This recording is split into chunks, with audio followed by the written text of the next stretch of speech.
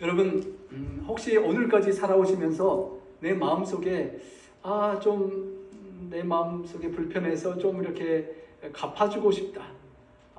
뭔가 나에게 아픈 것을 나도 좀 되갚고 싶다라는 생각 혹시라도 해본 적 있으십니까? 여러분 만약에 악어가 여러분의 사랑하는 가족을 잡아먹었다면 여러분 그 악어에 대해서 어떻게 하시겠습니까? 동영상 소리가 나오면 좋겠습니다. 악어에게 물려 숨진 이웃에게 복수를 하는데 소를 가지고 풀 먹이러 갔다가 악어가 공격해서 죽은 그 사람을 있어서 동네 사람들이 장례식을 치른 악어의 다음에 사체가 무더기로 쌓여 있습니다. 주변을 둘러싼 현지인 남녀들은 웃음을 터뜨리며 이 모습을 지켜봅니다. 한쪽에서는 악어의 사체에 발길질을 하는 어린이의 모습도 보입니다. 지난 14일 인도네시아 서파푸아주의 한 악어 농장에 칼과 망치 등으로 무장한 채 난입한 이웃마을 주민들입니다. 가축에게 먹일 풀을 뜯으려고 농장에 들어갔던 40대 남성이 악어에 물려 숨지자 이들은 농장 내의 악어 292마리를 몰살시켰습니다. 현지 당국자는 사망자의 여러분 이 정도 하면 좀 속이 후련하시겠습니까? 감히 내 사랑하는 가족을 죽이다니 그 악어들을 완전히 다 동네 사람들이 가서 다 몰살시켜 버렸다고 합니다.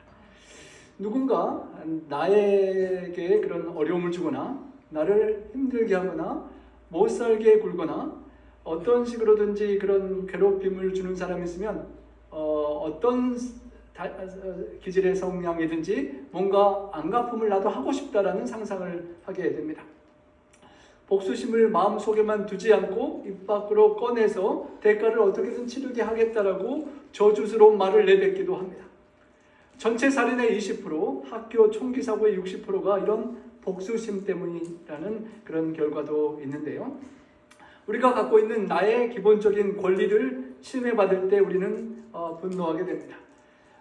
당연한 나의 존엄이 나의 인격이 무시당한 것 같을 때, 나의 안전에 위협이 오는 것 같을 때, 내가 갖고 있는 어렵게 모은 재산이나 소유가 빼앗기고 손해를 보게 될 때, 또 내가 갖고 있는 자유를 누군가 침해한다고 생각될 때 우리는 분노하게 되는 것입니다. 스피노자는 그 분노의 복수심을 이렇게 표현했습니다. 미운 마음의 정서로 우리에게 해악을 가한 사람에게 똑같은 미움으로 해악을 하게끔 자극하는 욕망이다. 그런 여러분 좀 갚아주고 싶은 욕망이 있어 보셨습니까? 누군가가 나를 쳐서 내 이빨이 하나 날아가겠다. 그러면 우리 재림 아름다운 성도 여러분은 어떻게 하시겠습니까? 괜찮습니다.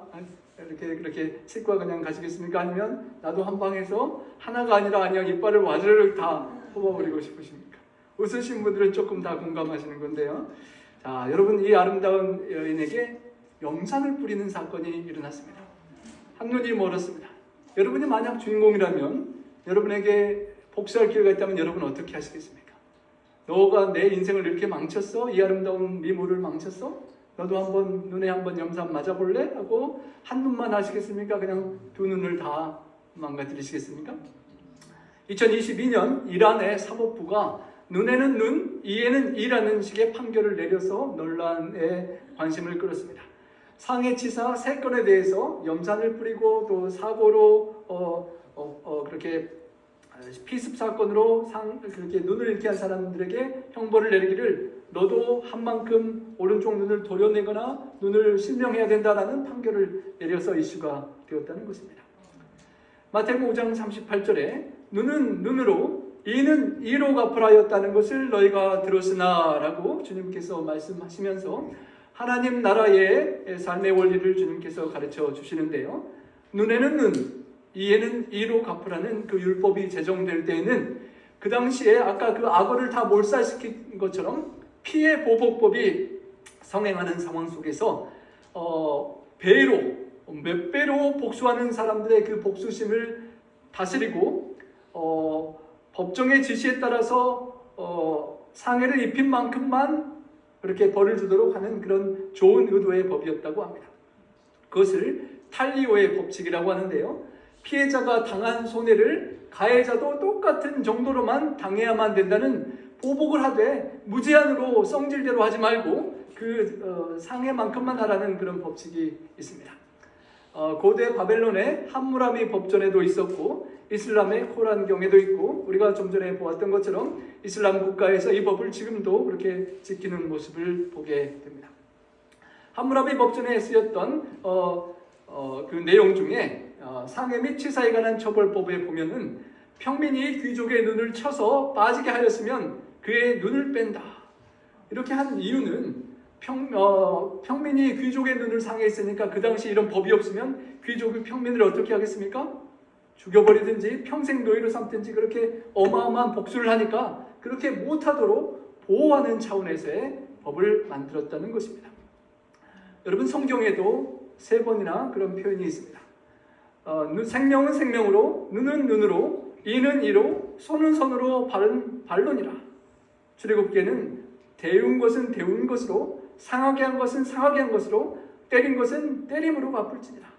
레위기 24장에는 남에게 손상을 입힌 그대로 하게 할 것이며 외국인이든 본토인이든 법을 동일히 할 것은 나는 너희 하나님 여호와임이니라 라고 하셨습니다. 여러분 성경에도 3번이나 반복되는 이 법이 왜 이런 끔찍한 법이 있을까요? 하나님께서 보복을 끔찍하게 하라고 하시는 것일까요? 아니면 하나님의 어떤 숨겨진 의도가 있을까요? 레위기 19장에 보면 하나님의 의도를 알 수 있습니다. 너는 내 형제를 마음으로 미워하지 말며 내 이웃을 반드시 견책하라. 그러면 내가 그에게 대하여 죄를 담당하지 아니하리라. 원수를 갚지 말며 동포를 원망하지 말며 내 이웃 사랑하기를 내 자신과 같이 사랑하라. 나는 여호와니라.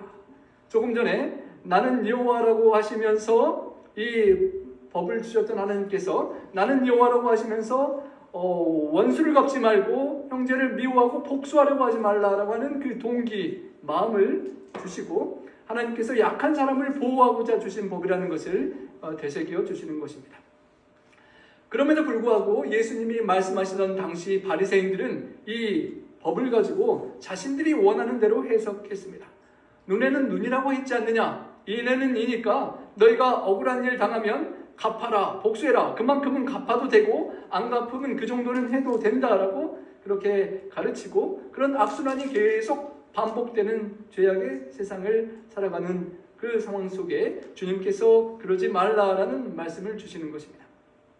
율법을 완성시키는 주님께서 율법의 참 뜻을 살릴 수 있도록 가르치시는 것입니다.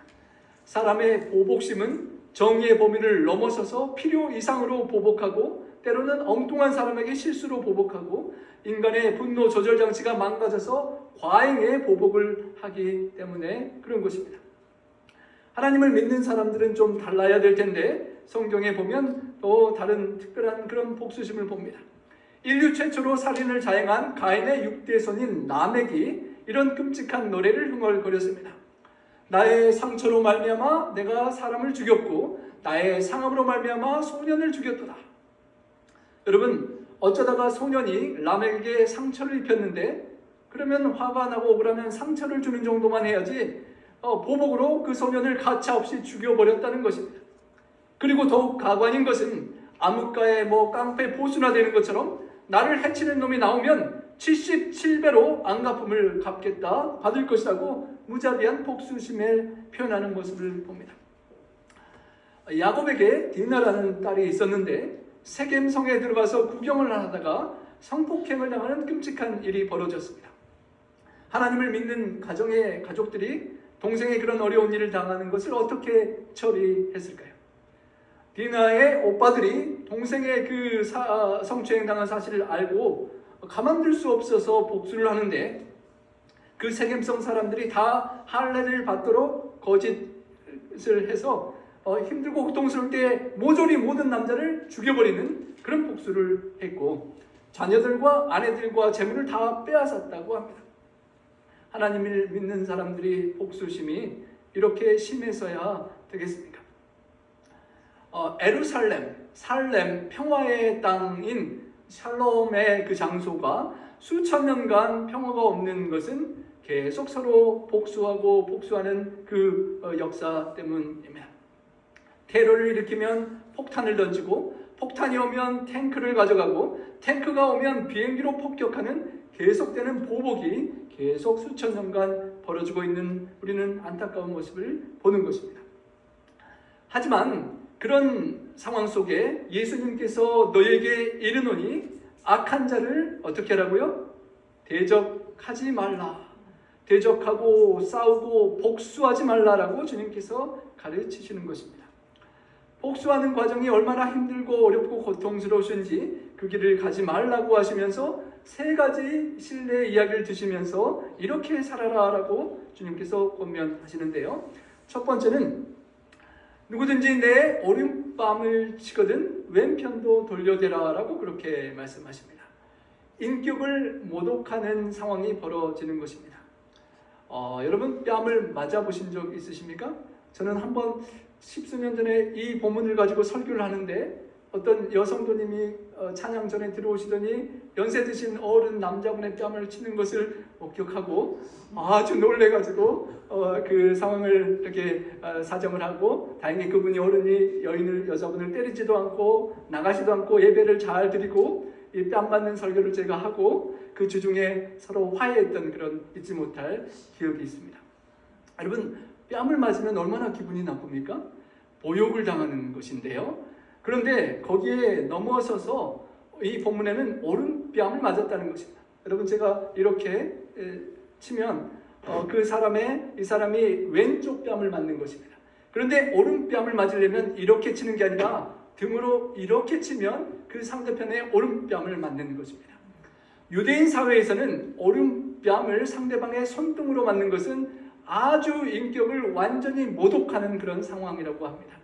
명예훼손죄로 고소를 할 수 있을 만한 그런 상황인데 그런 상황이 벌어진다 할지라도 예수님께서 보복하려고 미워하지 말고 왼편이라도 돌려대라라고 말씀하시는 것입니다. 불가능한 일이죠. 여러분 그게 될까요? 저도 삶 속에 좀 마음 상한 일이 있으면 그것을 풀고 다가가려고 할 때 쉽지 않은 것을 경험할 때 주님 어떻게 그렇게 할 수 있습니까? 라는 말이 나오는 그런 본문입니다. 화를 내고 욕하고 갑자기 나를 때리는 사람에게 방어를 하고 맞서고 한 대 쳐주든지 그렇게 하고 싶은 상황에서 상대방을 생각해서 왜 저 사람이 나에게 그렇게 화를 내고 억울해하는가? 무엇이 문제인가? 동정하고 불쌍히 여기고 방어하기보다는 그 사람의 어려움을 살펴보려고 다가가는 모습이 어쩌면 왼편 뺨을 대는 사람의 그런 마음가짐일 것입니다. 오른편 뺨을 손등으로 맞아서 어떻게 반대편을 댈 수 있을 정도로 나의 자존심과 나의 자아를 내려놓을 수가 있을까요? 내 자아가 살아있는 이상은 나를 모욕하는 그 사람에게 도저히 할 수 없는 일인데 주님께서 그렇게 하라고 가르치시는 것입니다. 이사야 56장에 나를 때리는 자들에게 주님께서 등을 맡기셨습니다. 수염을 뽑는 자들에게 뺨을 맡기시고 모욕과 침뱉음을 당하여도 주님의 얼굴을 가리지 아니하셨다라고 하셨습니다. 실제로 예수님께서 다른 뺨을 대시지는 않으시고 폭력이 아닌 저항의 말씀을 하시긴 하셨지만 예수님의 모든 그런 반응을 볼 때 주님은 그 말씀을 실천하신 것을 우리가 보게 됩니다.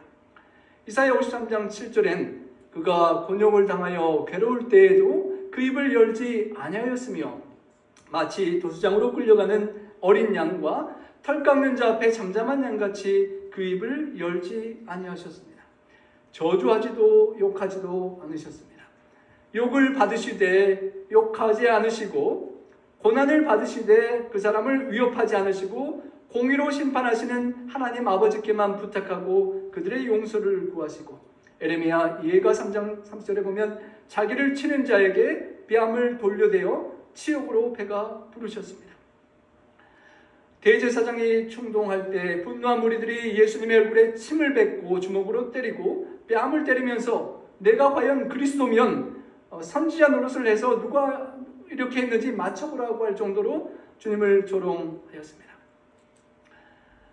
사형 판결을 내리고 가시면류관을 찌르고 왕관을 씌워서 장난을 치는 그 조롱을 하는 그 상황을 주님께서 다 참으신 것입니다.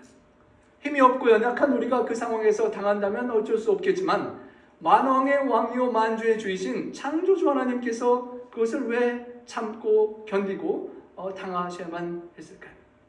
주님께서 가르치신 왼뺨을 돌려대고 그 죄인들을 구원하고 용서하고 사랑하시기 때문이었습니다.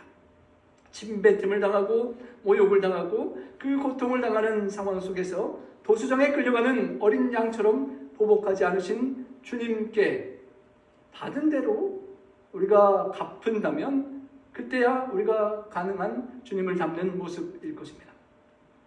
두 번째로 우리의 소유권을 침해하는 상황입니다.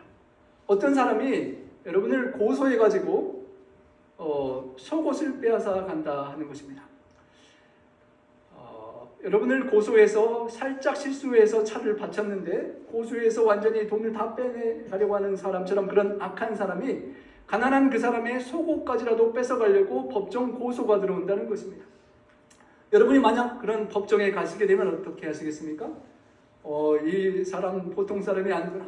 두고 봐라. 내가 어떻게 변호를 해서 나는 아무런 죄가 없고 상대편이 잘못이라는 것을 어떻게든 찾아내서 내 법정에서 이겨야지라고 여러분 보통 하시지 않겠습니까?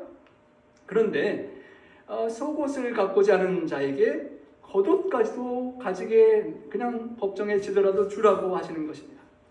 출애굽기 22장 26절에 내가 만일 이웃의 옷을 전당 잡거든 해가 지기 전에 그에게 돌려보내라는 말씀이 있을 정도로 유대인들은 낮에는 겉옷을 입고 밤에는 일교차가 심하기 때문에 이불처럼 써야 되는 중요한 것이었습니다. 그렇게 중요한 겉옷을 주님은 그냥 법정 싸움을 싸우지도 않고 양보하고 줘버리라고 하시는 것입니다. 그렇게 하기 도저히 어렵다고 말하는 우리에게 주님은 자신의 모본을 보여주셨습니다. 십자가에 못 박히시는 주님께서 옷을 취하여 네 깃에 나누어 각각 한 깃씩 군병들이 얻고 속옷은 제비 뽑아 나누어 가졌습니다. 중세기에 있었던 일인데요. 어떤 교회에서 유명한 화가를 불러서 예수님께서 십자가에 못 박히신 모습을 그림으로 그려달라고 요청을 받았습니다. 화가는 그 그림을 그리기 전에 성경을 열심히 연구했습니다.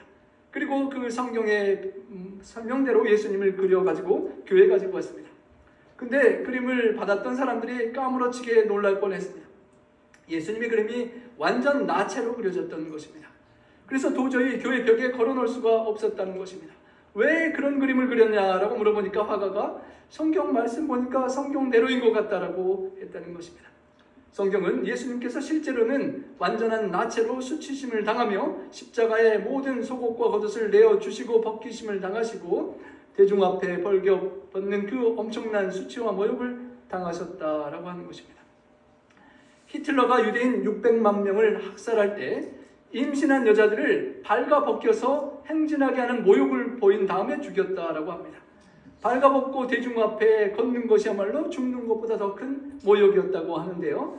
코리 텐붐이라는 여사가 복음을 증거하다 감옥에 갇혔는데 독일 병사들이 그녀를 수용소에서 발가 벗겨서 대중 앞에 세운 적이 있었는데 그녀의 고백으로 정말 가장 견디기 힘들었다라고 그렇게 고백했다고 합니다.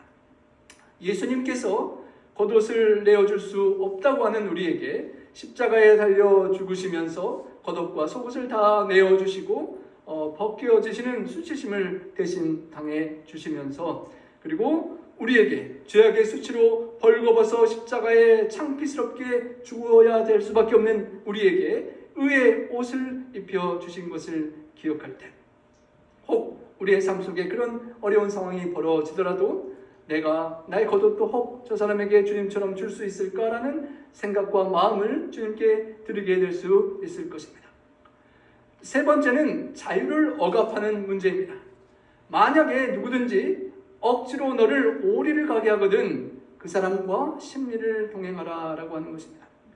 여러분 억지로 뭐 해보셨습니까? 나는 하기 싫은데 억지로 하는 게 얼마나 싫은 일입니까? 억지로 하다가 딱 오리를 가면 이제 진짜 계산해서 딱 오리 되자마자 이 군인이 부탁한 짐을 내팽개치고 눈으로 확 째려보고 너 두고 봐라 하고 그냥 확 도망가야 될 만한 그런 상황인데 그 당시 로마에서 유대인을 강제 동원하는 그 부려먹을 수 있는 상황을 이렇게 대우하라고 하시는 것입니다. 예수님께서 십자가를 지시고 가실 때 구레네 시몬이 지나가다가 강제로 예수님의 십자가를 지고 갔던 상황이 바로 이런 배경에서 벌어졌던 것입니다. 여러분, 이렇게 억울하고 억지로 하는 상황에 어떻게 1마일을 더 가줄 수 있겠습니까? 화가 부글부글 끓는데 말입니다. 하지만 그렇게 도저히 할 수 없겠다고 말하는 우리에게 주님께서 그 무거운 죄짐을 지시고 우리의 인생길에 1마일 이상의 길을 자원하여 먼저 가셨습니다. 비아 돌로로사라고 하는 그 십자가의 죽음의 고난의 고통의 길을 주님께서 끝까지 오리가 아니라 심리 마지막 죽기까지 걸어가셨습니다. 그리고 어쩌면 지금도 죄인된 우리들이 죄의 길에서 돌아오고 그 십자가의 은혜로 죄에서 구원받기를 원하시면서 주님은 여전히 우리를 위해 기도하시면서 끝까지 우리와 함께 그 길을 가지고 계시는 것입니다. 제가 산수국민학교 사이 초등학교 다닐 때 임상약국이라는 약국집의 아들을 친구를 잊을 수가 없습니다. 그 친구가 얼마나 착한지 제가 한 50분 걸어가야 되는 집에서 왔다 갔다 걸어 다녔는데 그 친구는 아주 학교에서 집이 가까웠습니다. 그런데 저와 함께 가다가 제가 갈 길이 머니까 내가 좀만 같이 가주면 좋겠다 그러면 계속 저를 따라오는 것입니다. 제가 집에 가라고 말하기 전까지 계속 저와 가니까 제가 미안해서 이 정도면 내가 가는 만큼 너도 가야 되니까 얼른 가라고 하면 그때 가면 너무도 착한 친구가 있었습니다. 그 당시 교회를 그 친구가 다녔었는데요. 이 말씀을 알았는지는 모르겠지만 제 평생 잊지 못할 참으로 생각나는 그리운 친구입니다. 여러분, 다른 사람의 어려움을 돕고자 자원하여 한 1마일을 더 가주는 그 은혜는 누군가에게 잊지 못할 인상을 남길 것입니다. 누군가에게 엑스트라 마일, 꼭 해야 될 이유가 없는 자원하여 기꺼이 베푸는 그 자선은 그것을 받는 사람에게 잊지 못할 추억을 남기는 것입니다. 주님께서 영원한 천국까지 우리 죄인을 데려가시고자 억지가 아니라 자원하여 끝까지 그 길을 가신 것처럼 우리가 신앙생활하면서 당하는 그 어려움 속에 누군가를 위하여 함께 세컨드 마일을 가주는 우리 성도가 되기를 소망하시는 것입니다. 그리고 주님께서 말씀을 이렇게 정리하십니다. 너에게 구하는 자에게 주며 내게 꾸고자 하는 자에게 거절하지 말라.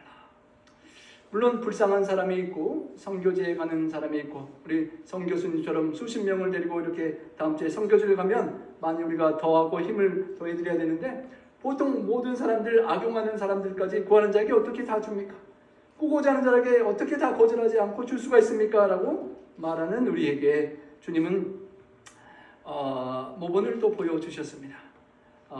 주고 구하는 모든 것들을 용서해 주시고 베풀어 주시고 우리에게 죄의 값을 치를 수 있도록 다 베풀어 주시는 주님, 마지막 십자가에 달려 돌아가셔서 우리가 죽어야 될 자리에서 희생양으로 대신 돌아가 주신 희생 제물이 되어 주신 주님, 마지막 피 한 방울까지 다 내어 주시고 주는 것이 받는 것보다 복되다고 하신 주님이 삶으로 우리에게 그 교훈을 가르쳐 주신 것입니다. 만왕의 왕 만주의 주께서 그 모든 권리들을 내려놓지 않으셨더라면 우리는 우리의 죄값대로 형벌을 받고 수치를 당하고 죽음의 영멸의 길을 가야 하는데 아무런 희망 없는 우리를 위하여 주님께서 그 고난을 당해 주신 것입니다. 여러분, 원수가 된 우리를 끝까지 사랑하시고 끝까지 함께 하시고 영원토록 함께 하시는 주님을 바라보며 오늘 그 사랑으로 우리에게 마지막 피 한 방울까지 내어주시고 그 살이 찢기시고 고통을 당하셔서 그 살을 우리에게 내어주시면서 이 피를 먹고 이 떡을 먹으면서 우리의 남은 생애 동안 혹 모욕을 당하고 상처를 입고 아픔을 입는 상황들이 벌어질지라도 나를 생각하면서 나를 기억하면서 이제 과거에 너는 죽고 너 안에 살아계신 예수 그리스도 때문에 승리하며 살기를 주님께서 원하시는 것입니다. 악을 악으로 욕을 욕으로 갚지 말고 도리어 복을 비는 삶을 살면서 주님께서 우리를 불러주신 이 부르심의 삶을 살아서 복만을 이어받기를 원하시는 주님의 소원이 우리 성찬에 참여하는 우리의 삶을 통하여 이루어지기를 소망합니다. 아무에게도 악을 악으로 갚지 말고 모든 사람 앞에 선한 일만 도모하고 선으로 악을 이기는 우리 모두가 되기를 간절히 소망합니다. 눈에는 눈, 이에는 이, 받은 대로 갚고 싶어하는 우리에게 주님께서 우리에게 주신 대로 우리가 주님께 받은 대로 세상에 갚아줄 수 있는 우리가 되기를 소망하며 우리 함께 성찬 예식에 참여하도록 하겠습니다. 이 시간 성찬을 받으시기 전에 주님의 모본을 따라서 서로의 발을 씻겨주고 고백하고 기도하는 세조 예식을 먼저 거행하시고 돌아오셔서 이어서 성찬 예식을 참여하도록 하겠습니다. 이 시간 잠시 기도드리고 헤어지도록 하겠습니다. 사랑의 아버지 하나님, 주님의 모본을 따라 주님의 사랑의 섬김을 나누고자 원합니다. 저희들과 함께 해주시고 이 세조 예식과 성찬 예식을 통하여 주님께서 보여주시고 가르쳐 주신 삶의 모습이 우리의 삶이 되게 하여 주시옵소서. 주님의 은혜만이, 주님의 살아계심만이 우리를 통하여 드러나는 남은 생에 될 수 있도록 도와주시옵기를 우리 구주 예수님 이름으로 간절히 기도합니다. 우리 세조 예식 마치도록 하겠습니다.